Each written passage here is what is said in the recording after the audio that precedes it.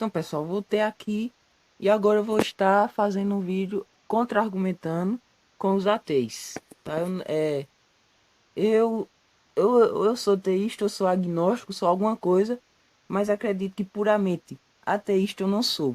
Então, nesse vídeo eu vou é, falar, quando, na minha opinião, né? Claro, isso tudo é na minha opinião. Vou falar quando eu acho que eles estão certos, né? E quando eles estão errados, quando eles estão mais ou menos, então eu vou falar isso. Bem, nesse primeiro meme aqui, né? Nessa primeira imagem, diz o seguinte: tentar provar a existência de Deus com a Bíblia é a mesma coisa que tentar provar a existência dos orques usando o livro do Senhor dos Anéis. Então vejam aí que os ateus, eles fazem uma comparação da Bíblia, né, que é o livro sagrado da religião cristã, da religião evangélica. Eles fazem uma comparação com este livro com a ficção de, de Tolkien, né, o autor do Senhor dos Anéis. E eles dizem que acreditar, que provar a existência de Deus com a Bíblia é a mesma coisa que tentar provar a existência dos órgãos os Senhor dos Anéis. Eu acho que o autor desse meme aí, se isso é um meme, né? Mas dessa imagem, eu acho que ele tentou, tipo, assim, nenhum desses dois seres, né? Tanto Deus quanto os orcs, eles têm provas concretas, né, de que existem ou de que existiram. Acho que ele pensou nesse sentido assim. Porém, temos que levar em consideração aqui que, de fato, né, a mitologia, a ficção do Senhor dos Anéis, né, ela não tem nenhuma semelhança com a realidade, né? Nunca foi visto a aparição de orcs, pelo menos que eu saiba, nunca foi visto é, é, atividades de orcs no nosso mundo real, nunca vimos vestígios, nem nada assim do tipo de orcs, tá? Enquanto que em relação a Deus, em relação à Bíblia, nós temos pelo menos um pouquinho de nada de vestígio, né, se é que é vestígio de fato, de que algo que está descrito na Bíblia ou existiu ou ou existe, tá? É até mesmo provado em muitos casos pela ciência, como por exemplo o na ocasião, né, da abertura do mar. É, desculpa, na abertura do mar não, do dilúvio. A ciência já conseguiu levantar, vamos dizer assim, né, levantar uma ideia de que aquilo de fato aconteceu, né? Não tem prova concreta, né? Mas tudo indica, né, de acordo com as pesquisas, tem os vestígios, ou seja, tudo indica que aquilo de fato aconteceu de verdade, tá? Então vejam aí, também temos a NASA, né, que está sempre aí dizendo que algumas das coisas que acontecem na Bíblia e realmente irão acontecer, né, de acordo com os cálculos deles. E quanto que no livro do Senhor dos Anéis, nós não temos nenhum vestígio. De vez em quando nós temos, né, uma aparição de um duende com uma câmera, esses, vamos dizer, flagas reais de seres sobrenaturais. Mas não é nada que diga respeito à ficção do Senhor dos Anéis de J. Tolkien. E também temos que levar em consideração que o livro do Senhor dos Anéis, nós conhecemos o autor, que é J. Tolkien, e ele próprio já disse que aquilo tudo é ficção. Na verdade, não está nele dizer, né? Já é muito óbvio. E qual é o autor da Bíblia, né? Os vários. Eu esqueci o nome das pessoas que escreveram a Bíblia, desculpa. Mas é os próprios autores de cada evangelho, né? Eles são os autores que escreveram a Bíblia. A Bíblia não é só aqueles evangelhos, tem muito mais, que são os epígrafes, se eu não me engano, uma coisa assim. Então vejam aí a diferença, né? Como essa comparação ela é meio tosca, meio infundada. Bom, passando aqui para a próxima foto, nós temos o seguinte: eu vos dou o livre-arbítrio de me amarem ou irem para o inferno. Bem, na verdade não é assim que acontece, de maneira alguma não é assim.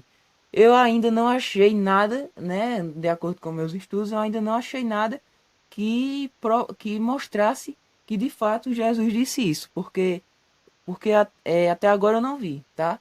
Ou seja, ou você me segue, ou você me ama, ou você vai pro inferno. Não, de maneira alguma eu nunca vi em nenhum caso, né, alguma citação de Jesus parecida com essa. O que ele diz? Ele nos dá a liberdade, mas não diz que a gente vai para o inferno ou não se não aceitar segui-lo. De maneira alguma, né? Então, mais um argumento aí que é falacioso, né? Se é que o autor dele acha de fato que isso aconteceu. Do contrário, é um argumento falacioso, que é quando você conta uma mentira, sabendo que é mentira, mas você conta ela somente para convencer pessoas a irem para o seu movimento.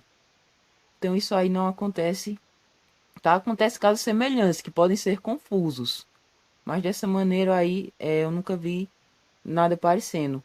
Nesse caso tem na religião muçulmana, se eu não me engano, né? Ele dá o Deus deles, né? Eu esqueci o nome. Ele dá a escolha entre seguir aquela religião ou ir para o inferno, coisa que não acontece quanto ao catolicismo, quanto ao cristianismo. Bom, eu não estou defendendo religião nenhuma, eu estou apenas falando o que eu sei aqui, tá? Em relação a alguns argumentos.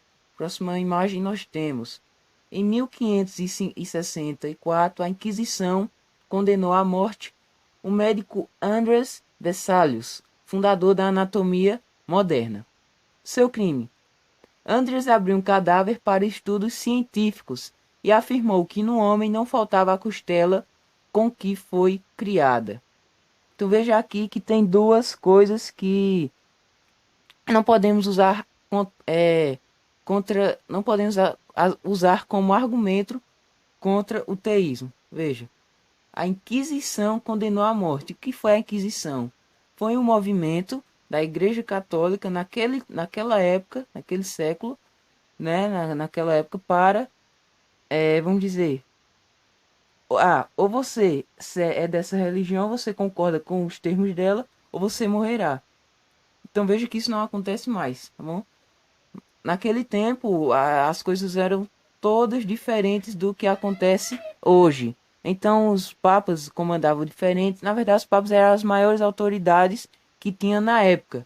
Então, é claro que a igreja naquela época iria condenar a tudo e a todos que se opôsse, que se opunhasse, desculpa, mas que entrasse em contradição, né, que discordasse com os fundamentos que ela pré-estabelecia. Muitos deles são argumentos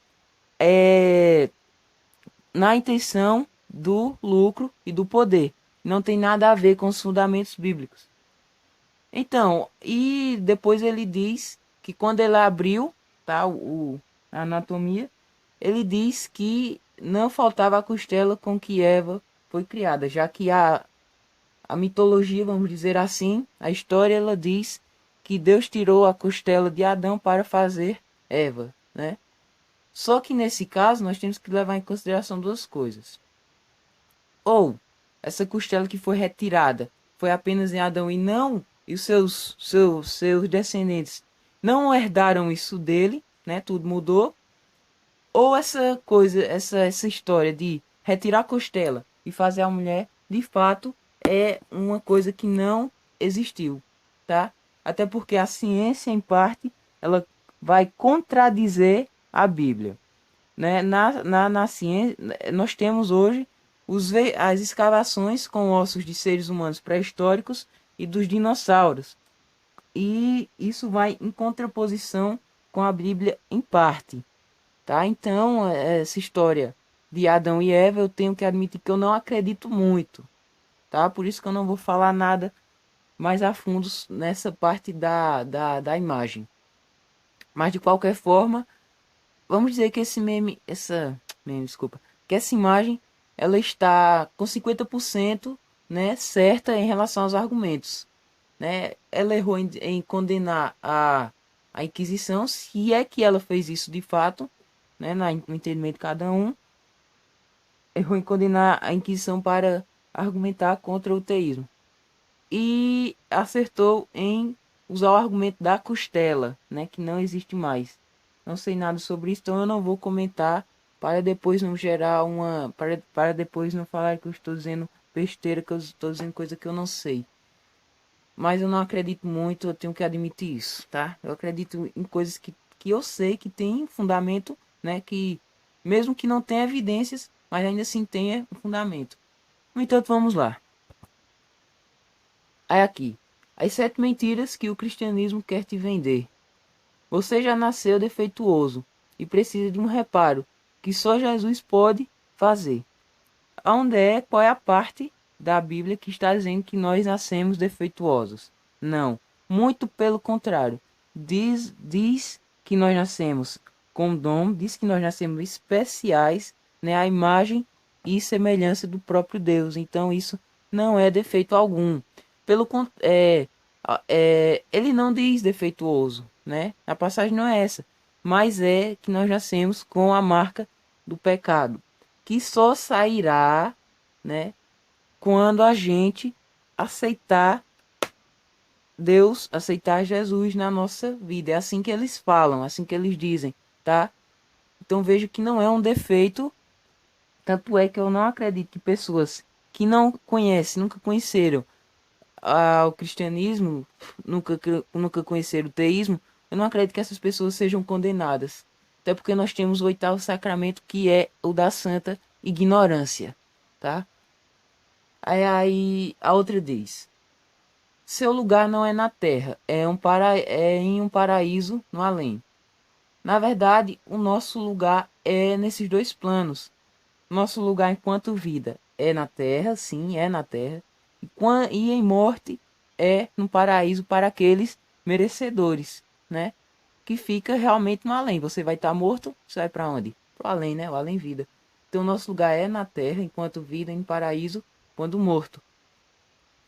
Só merece ir para o paraíso quem obedecer a algumas regras suspeitas, como o dízimo. Não. Dízimo não é regra. Você não é obrigado a pagar dízimo de acordo com algumas religiões. Algumas religiões, como o evangelicismo, elas estão, hoje em dia, elas estão mais pensando no lucro, né? Tenho que dizer isso, infelizmente, do que na própria salvação. Não no geral, em todos os pastores, mas em alguns, tá? Muitas vezes a maioria. Então, dízimo não é uma regra. O resto é você seguir uma vida totalmente certa, né? Totalmente não. Você erra, depois acerta de novo, e é assim que diz, né? Quando você erra, que se arrepende, Deus te aceita de volta. Mas o dízimo não é regra, e quem não paga dízimo não quer dizer em nada que ele vá para o inferno. Você é uma ovelha e precisa de um pastor. Claro, dizem que a Bíblia é o manual da vida, né? Mas, de fato, se formos olhar direito, ela tem muita coisa que, se não tivesse ali, né, se a gente não soubesse, a gente iria quebrar a cara muitas vezes. Nós somos inexperientes. Precisamos de alguém para nos dizer como devemos agir. Precisamos de alguém com mais experiência do que nós. Então, precisamos sim de um pastor. Né? Isso aí está verdadeiro, está correto. Onde Mas está na imagem está dizendo que é uma mentira, né? Você é uma ovelha e precisa de um pastor.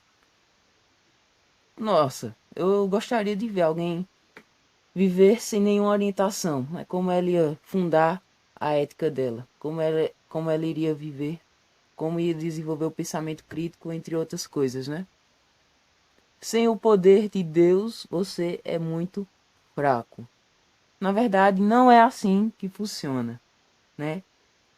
O poder dele vai te ajudar a se manter em pé diante das adversidades, de acordo com o que eles dizem, de acordo com o que a Bíblia diz, tá?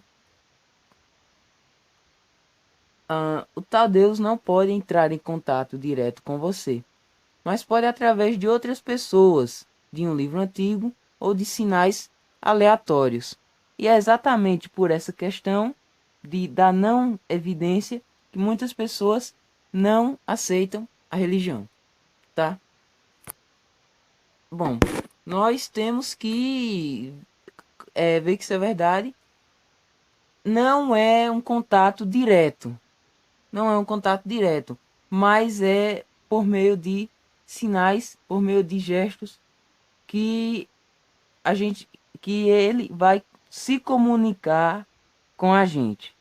Mas esse é um dos mistérios da fé, como eles chamam, né? Que a gente não tem a capacidade para descobrir, porque está além do nosso conhecimento, né? A vontade de Deus está além do nosso conhecimento. A fé é uma qualidade e a falta dela é um defeito. Na cabeça de alguns, sim, é um defeito. Na cabeça de outros, não. E até mesmo de muitos católicos. Então, essa aí é um ponto de uma questão ética, de uma questão totalmente pessoal, tá? Então, eu não vou falar nada a respeito dela, porque é uma questão pessoal. Para uns é qualidade, para outros é defeito. Coloque nos comentários. Próxima.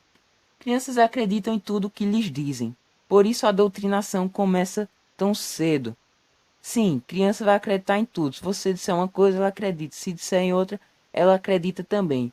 No entanto, quando ela vai chegando na adolescência, ela vai desenvolvendo o senso crítico dela.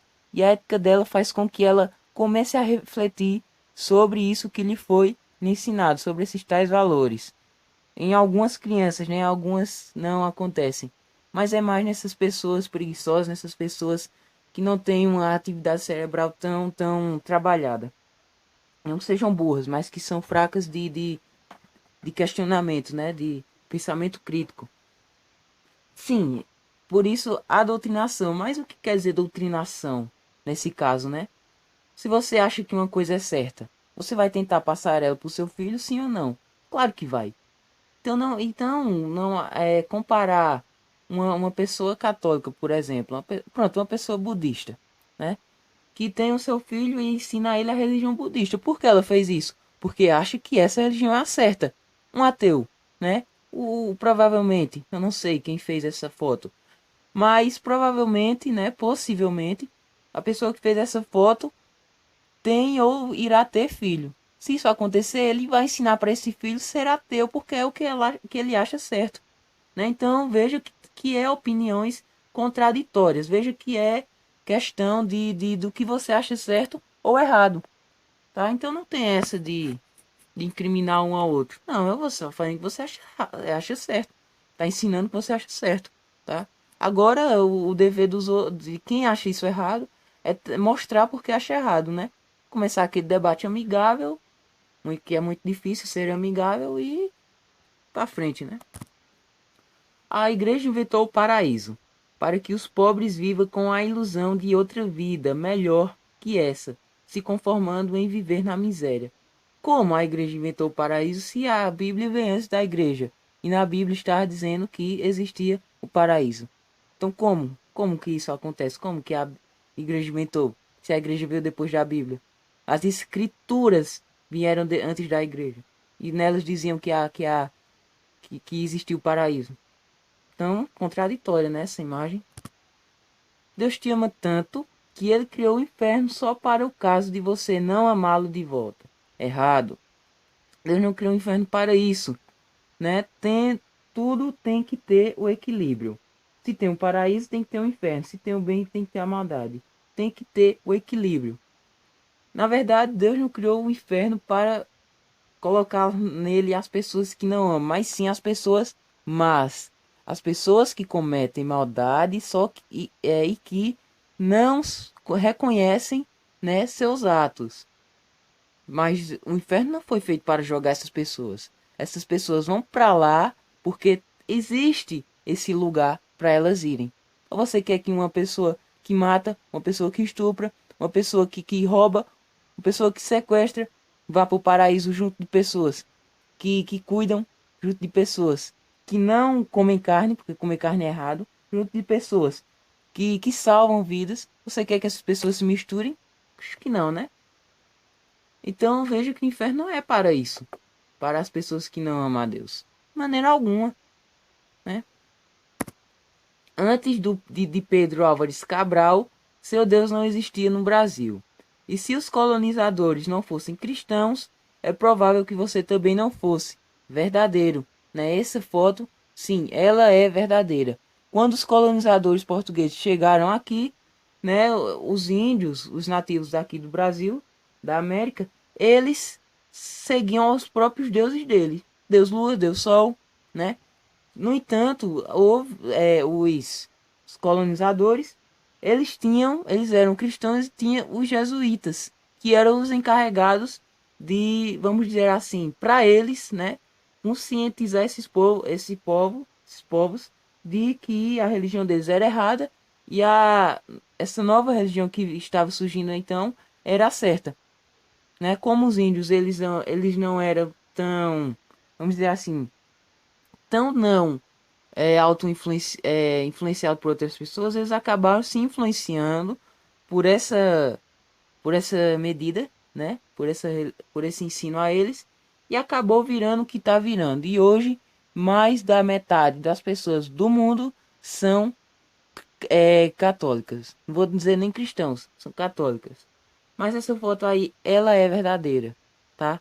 Então vejo que quando a foto está correta, para mim eu reconheço isso. Mas isso aí não é motivo para dizer, para provar o ateísmo, né?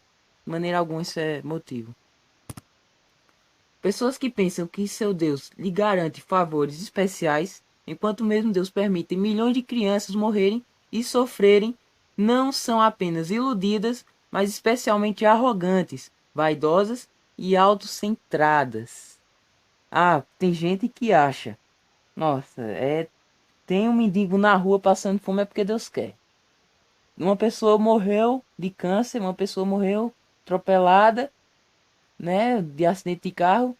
Uma pessoa morreu de cachaça, é porque Deus quer. Na África existe toda essa fome porque Deus quer, porque as pessoas não acreditam nele. Mas não, é culpa do próprio homem. Quem causa miséria no mundo é o próprio homem, é a ganância do homem. Deus nos deu o livre-arbítrio. Ele deixou a terra em nossas mãos. Logo nós somos responsáveis por nós mesmos, pela terra e tudo que há nela, pelos nossos, pela as outras pessoas. Então veja que a culpa é do homem. No mundo hoje existe alimento para alimentar mais da metade não, mais do dobro da população da Terra. Mas ainda assim tem gente passando fome. Por quê? Porque as pessoas têm ganância. As pessoas produzem alimentos para vender e ganharem dinheiro e não para os outros, tá? Então não é culpa de Deus, é culpa dos homens, culpa das próprias pessoas. O cristianismo não se tornou uma grande religião pela qualidade de sua verdade, mas pela quantidade de sua violência. Na verdade, a propagação do cristianismo foi-se, né, através, principalmente no Brasil, que é onde se tem mais cristãos hoje, foi principalmente pelo que aquela foto dizia da questão dos colonizadores, né, terem imposto essa religião. Mas não é pela quantidade da sua violência. Essa foto faz referência às cruzadas, né, que eu já expliquei. Mas eu quero que a pessoa que fez essa foto prove de que a religião católica, a religião não, desculpa, o cristianismo, ele se tornou o que é hoje por causa das cruzadas. Eu quero que essa pessoa prove de porquê, de onde ela tirou isso. Porque eu não sei, né? Para que os saibais e me creiais e entendeis que eu sou mesmo, e que antes de mim Deus nenhum se formou, e depois de mim nenhum haverá. Então mostra aí, né, que Deus é único. De acordo com o que está aí, é único, certo? Eu sou o Senhor e não há outro fora de mim. Não há Deus. O que é que ele quer dizer com isso, quando ele diz não há Deus? Quer dizer que não há outros deuses? Ou quer dizer que ele próprio é Deus? Ou ele quer se igualar a nós humanos e dizer que não há Deus? Né? Deus está na congregação dos poderosos, julga no meio dos deuses. Esses deuses aí, dessa parte. A quem está se referindo? A quem está se referindo? As pessoas podem interpretar errado, mas esses deuses aí, eles se referem aos próprios ídolos que as pessoas na Terra criam, tá? Aos reis que as pessoas idolatram, aos imperadores e aos objetos materiais que a igreja, que as pessoas criam, né? Na minha concepção é isso. Esses deuses é isso. É esses deuses criados, esses deuses criados, esses deuses fabricados que as pessoas fazem, né? Não quer dizer que é outros deuses, não. Eu te louvarei de todo o meu coração. Na presença dos deuses, a ti cantarei louvores.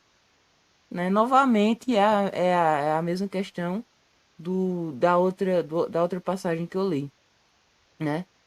Os deuses, a questão de deuses criados pelas pessoas, né? Idólatras. Reflita sobre isto. Seu Deus é capaz de lhe dar um carro, mas é incapaz de dar um pão para saciar a fome. Eu respondi já essa questão, não foi? Ou será que você trabalhou para comprar seu carro e a fome no planeta é fruto de séculos de exploração e indiferença? Então veja que a questão ela se auto-responde. Então deixe de ser arrogante, o mundo não gira em torno de você. Tá vendo? Veja que a questão ela se auto-responde e responde àquela outra que eu tinha falado. Afirmar que a Bíblia é verdadeira porque menciona pessoas e lugares históricos é como afirmar que as histórias de Sherlock Holmes são reais porque descreve a era vitoriana inglesa. No entanto, esse livro, ele é, vamos dizer, ele não é tão recente, mas ele é recente. O autor dele já conhecia esses lugares, mas a Bíblia ela data de séculos, muitos séculos, na verdade milênios atrás, né? De quando as pessoas elas não tinham um conhecimento sobre as regiões do mundo como hoje, né? Elas viam e escreviam sobre elas. Não é como hoje que eu conheço os continentes, eu conheço os países, eu conheço as cidades, né? Então vejam que há essa diferença entre muitos anos, né? A diferença de conhecimento. Uma pessoa de séculos atrás tinha um conhecimento muito mais reduzido do que uma pessoa do século da era de hoje, né? Eu não sei se todos entenderam o que eu estou dizendo, mas essa questão. Eles não sabiam que aqueles lugares existiam, tá? Eles não sabiam, por exemplo, uma pessoa da América, né, não sabia nem que estava na América, porque não havia ainda a divisão dos continentes. Muito menos ela ia saber o que, o que é a Ásia para escrever sobre a Ásia, né? É diferente de uma pessoa hoje que conhece a América e pode escrever sobre a Ásia. Tá citando um lugar real do mesmo jeito, né? Liberdade religiosa. Impor uma religião é infringir a liberdade. Impor uma religião é infringir a paz. Paz te oferece a liberdade de escolher a tua própria religião ou de escolher nenhuma. Foto verdadeira, foto que eu concordo. Não tenho nada a dizer, eu concordo com tudo que está dizendo nela, né? É a questão da laicidade, né? Que nós vemos que está se perdendo a cada dia, infelizmente. E aqui é a foto que eu mencionei no outro vídeo, tá? Então com isso eu encerro esses argumentos. Muito obrigado por terem assistido. Concordar ou discordar, coloque nos comentários. E é isso, tá bom? Muito obrigado e tchau!